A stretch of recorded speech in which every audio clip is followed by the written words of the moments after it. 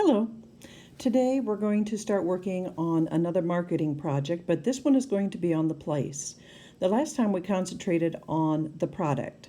You should have given me the name of your restaurant, what type of restaurant it is, a fast food type restaurant or a sit down restaurant like Texas Roadhouse or Cracker Barrel. And so today let's start looking at the second P.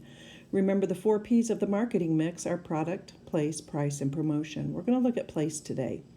So you have 4 questions to answer, and if you read these instructions, it tells you your place must be on the earth in the United States.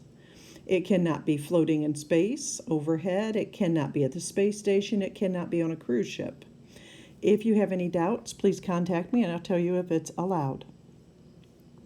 Your restaurant must have an appropriate name, so please start referring to your restaurant in this article by name. And it must be one of your original creations. You cannot use something that's already been created, nor copy the restaurant. If you take a look at the instructions, you will also see that you need to write a well-structured paragraph, that's 10 sentences or more, for each of the 4 answers. You will use correct sentence structure and capitalization. Please watch your spelling. You need to create this in a document other than this one that you're looking at, and this one will be attached to the assignment so you can read it. I cannot read when you write over a sentence or over one of my questions, so what I want you to do is create a new document. That can be in Google Docs, it can be in Word on another computer. If you can create a file here in Google Classroom, that's fine. Make sure you number your answers 1, 2, 3, and 4 and put your paragraphs in by typing. I cannot read the writing on the iPad very well. You need to give lots of details and you need to submit this into Google Classroom. Please don't email it to me because I grade in Google Classroom. The first question that you will number 1, it talks about what city and state did you choose for the location of your new restaurant? Why did you choose this location? So tell me where your restaurant is and why you chose that location. Was it because you went on vacation there and you enjoyed it? I don't know. You tell me. Question 2 asks for facts about the area. In a minute, I'll show you how to use the U.S. Census Quick Facts to answer some questions. Some of the questions you must answer: what's the population around your restaurant location? What's the average income? Will the people have enough income earned to be able to eat out at restaurants? What's the average age of the population around your restaurant? Just kind of questions about the people that live around there. When you want to find the average age of your population, you'll go to Google and you'll type in what is the average age of people in, let's say, Seattle or Indianapolis or Chicago. And it will give you the average age. You can also ask what are the age categories and percents for the people who live in Chicago or wherever, and you should be able to get those categories. In a minute, I'll show you how to use the U.S. Census Quick Facts to answer some of the other questions. And number 3, it says Google a map of your area where you're going to locate. You need to tell me why you're choosing an area within that map, and I will show you how to use that map. You have to tell me a little bit about your restaurant in your location, your place. Will it be a standalone business? A standalone business is like Texas Roadhouse that has a building of its own, or Starbucks has a small building a lot of times of its own. Cracker Barrel is a standalone. Would you rather have your business in a plaza where there's lots of other businesses around, or would you rather have it maybe inside a mall? Remember to think about COVID. Where a mall is normally busy, what has COVID done? You tell me what you would like, and I'm going to show you how to Google a map here in a minute. Also, tell me what special attractions occur in the city where you are located for question number 4. If you look at Indianapolis, they have sports teams. They have a professional football team and a AAA baseball team. They have car races. They have conventions. I want you to be very specific on this question. Look, I don't want copy and paste. I want you to look up what's available in this city. What kind of conventions do they have? What kind of tourist attractions do they have? Do they have colleges people would want to come see? Start thinking about any reason large groups of people would come to your location. So the second thing I want to show you here is for question 2, how to use the census quick facts. So if we go here, and you can see that I typed in U.S. Census Quick Facts, Indianapolis, because I'm going to use Indianapolis as my example.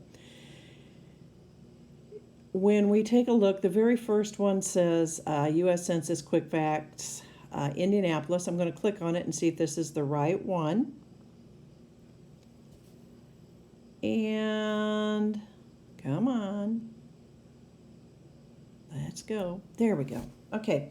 So if you look at this right-hand column, it says this is for Indiana.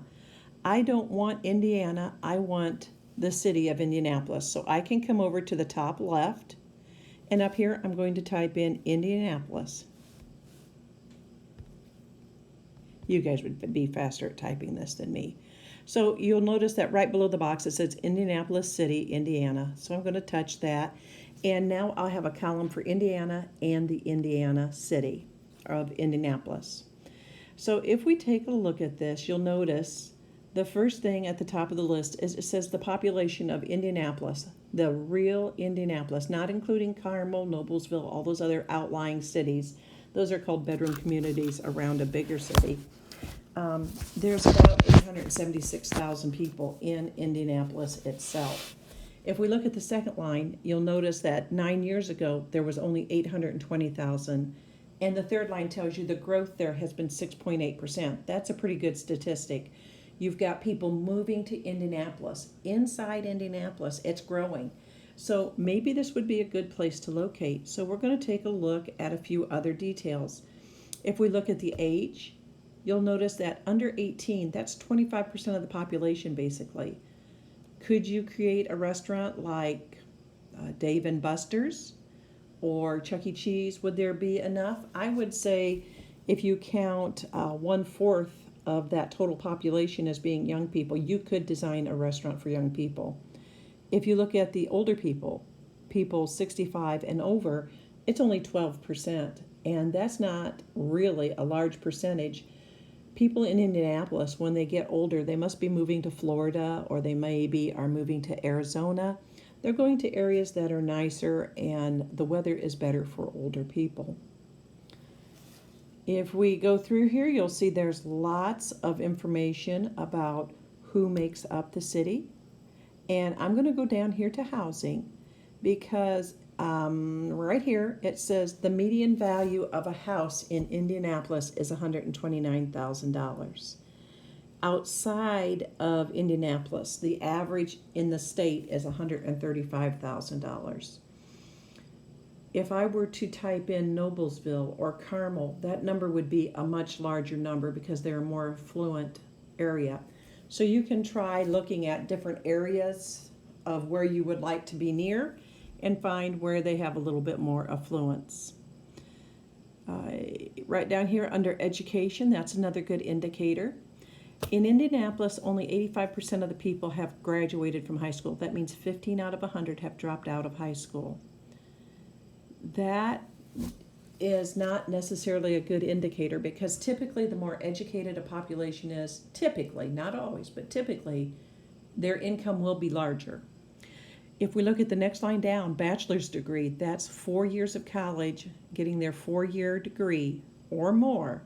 That's 30%. So that's really kind of an interesting statistic because you have 15% who don't even have a high school diploma, and then you have 30% who are college educated. So you've got a little bit of good news there. If we take a look at the economy, it says in the civilian labor force, that's just people, not military, Anybody over 16, there's about 67% of people working in Indianapolis. The national average, or the Indianapolis average, the Indiana average is 64%. So Indianapolis is a little bit better off. And let's see here. Let's go down here to income. The income in Indy, the median household income is $46,000. But in all of Indiana, it's about $54,000. So people in Indianapolis on average earn about $8,000 less. So you might want to look around and say, is there a better place for me to locate? And that's what I'm going to look at. But this is the type of information you should use in the second paragraph. In the third paragraph, I told you to use a map. So we're going to add a third page here. And we are going to go in, and I'm going to type in Indianapolis map.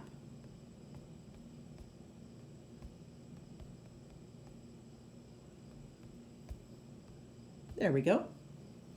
Now when I get this map, I'm going to just click on Indianapolis map right here, Indianapolis, Indiana. And you'll see that you get a really nice map here. Now, if we want to talk about places to locate, up here by 69 and 465, right here in this area, this is where Top Golf located. It's also where IKEA located, and they do this because there's a lot of traffic flowing by on Highway 69 and 465. A lot of people see them and will stop because they see them. The more exposure your restaurant gets, the better. If we go over here to Castleton, if you've ever gone shopping in Indy, you know that this is a very busy area as well. So as I continue to look around Indianapolis, I can find different places that I might like to locate. This area coming up here to Zionsville can be a very good area as well. And if we come over, I'm trying to find, oh, right down here's the Speedway. This year was a bad year for restaurants around the Speedway because it did not occur, but hopefully it will occur again next year. If I take a look right down here, there's the Indianapolis Zoo. A lot of people go there, but is it enough to cause you to be successful? You would have to tell me.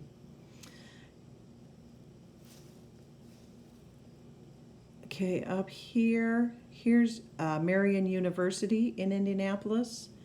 That might be a good place to locate nearby. And I can't find it right now, but in Indianapolis, there is IUPUI. And IUPUI typically has, right here it is, IUPUI usually has about 30,000 students on a given day. They also have Riley Hospital in that area, University Hospital. You could have a lot of traffic in that area. That might be a good area to locate as well. Now, what else can you say about Indianapolis? You're going to have to look that up and find out what sports teams do they have? What visitors attractions do they have? Do they have any other reason for people to come, like conventions? The busier the area is, the more likely you are to succeed. So these are the questions I want you to answer, the 4 I showed you at the beginning, and this is a little bit of help on how to find the answers. Please remember to use full paragraphs and complete sentences. I'm looking for about 10 sentences at least per paragraph. Have a good day.